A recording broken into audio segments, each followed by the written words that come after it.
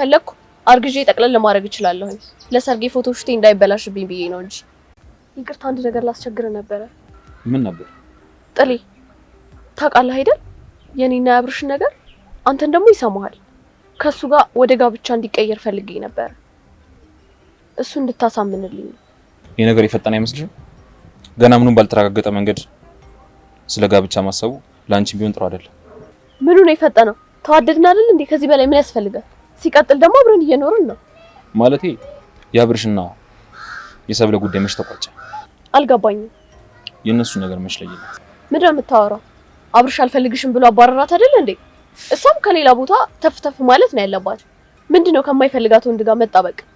አብርሽን እያወቅሽው አስሬ እኮ ነው ሰው የሚቀይረው።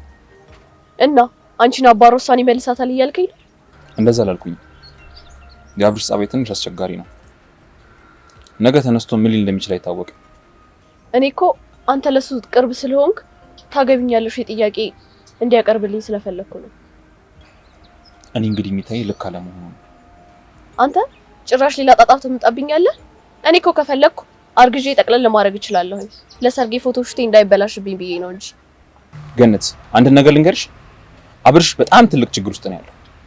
ስራ ከመቀማት አልፎ ሊታሰር ራሱ ይችላል። ይልቅ ሰርግ ምናምን እያላችሁ የምትቀጥቱት ነገር ታውና ያለውን ገንዘብ ስራ ላይ አውሉት። ለበዛ ትልቅ ጣጣ ውስጥ ነው የምትገቡት። ውይ አንተ ምን አይነት ሰው ነህ? ሐሳብ ጭራሽ እኛን ለመለያየት ነው እንዴ? እኔ ተናግሬያለሁ፣ በኋላ እንዳታለቅሱ። በልበል ጭራሽ መዝናናቱን አቁማችሁ ስራ ላይ አተኩሩ ትላለህ እንዴ? እና የስራውን ገንዘብ በዙረት ጨርሳችሁ እስር ቤት መበሰስ ነው የሚሻላችሁ? አይዞህ አትጨነቅ፣ አብርሽ መላ ያጣ በውስጥ ይከፍላቸውና ሁሉንም አፋቸውን ያዘጋቸዋል። ያላገብ ገንዘቡን በትናችሁ እማትወጡ ችግር ውስጥ እንዳትገቡ ነው የምፈራው። አይዞህ ለኛ አትጨነቅ። ስማ ደግሞ በዛች ማትረባ ሴት ምክንያት እዚህ ቤት ሽምግልና ምናምን ብለህ ብትመጣ ከኔ ጋር ነው የምትጣለው። በመጀመሪያ ሰው ማይረባ ይባላል።